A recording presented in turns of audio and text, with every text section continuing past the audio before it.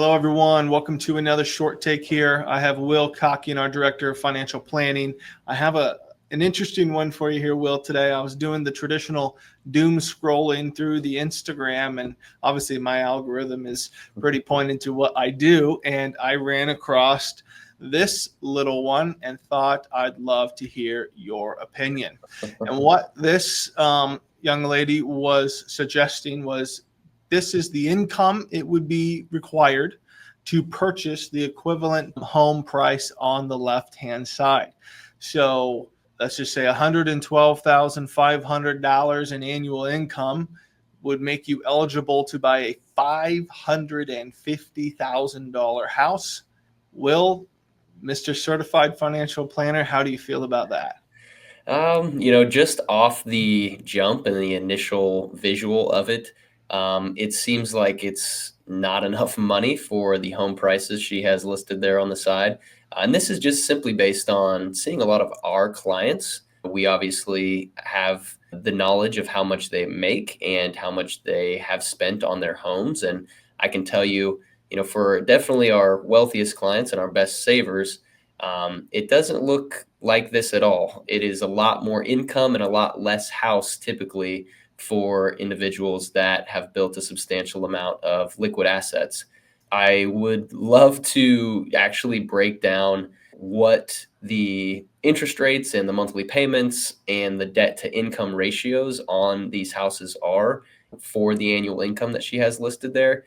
I assume she's probably basing it on a 50% debt to income ratio, which for anyone that doesn't know means 50% of your income goes towards your home payment, your mortgage payment per month, which is maybe surprising for some people to know, but that is the kind of maximum amount that real estate agents may suggest you spend on a home. Definitely not what we would suggest. Pretty jarring to see those numbers. I'm trying to put myself in those shoes and just say, wow, would I really want to spend, 50% of my income on a home?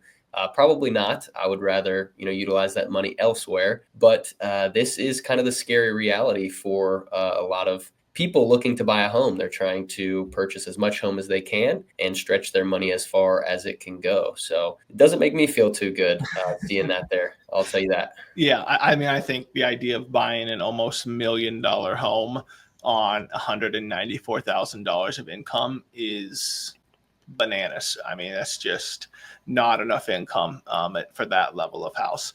Well, one of the takeaways I would have is that you definitely always look at what the incentive is of the person who is saying you can or can't or should or shouldn't do something, right? And I'm sure this person's a great realtor, but the idea is she doesn't know your particular financial plan, your particular situation. All she knows is if you have this much income, I can get you this much house, and more house pays me a bigger commission.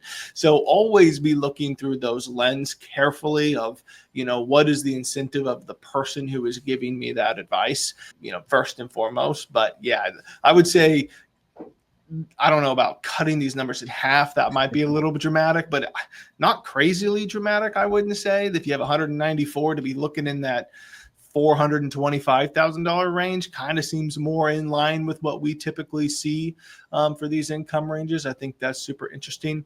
And then lastly, well, just kind of what's your opinion on, obviously we know prices of homes are high, interest rates are high, home affordability, is kind of tough right now. What would you just say to people that are trying to buy their first home or trying to buy their first family home or whatever it may be and struggling, meet the income levels for the demand of the housing prices out there? What would you tell people Yeah. to do right now? Yeah.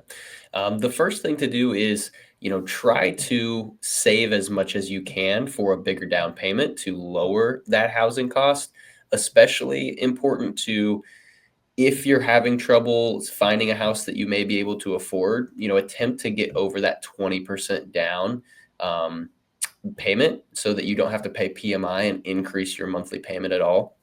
And the way to do this is, ultimately it's going to take a lot of sacrifice in the beginning, right? Maybe rent a very, very inexpensive place and potentially, not your preferred area, to go ahead and free up some cash flow that you can then save and prepare for a down payment on a home you may want. The second thing is, always be looking to grow your income. That's a very, very important one that a lot of people misunderstand, and they don't really, obviously everyone wants to make as much as they can make, but looking around, trying to find different job opportunities, trying to build your credentials and experience as much as you can, and then, kind of shopping around for different employers that may potentially value what you can bring to the table more than your current one.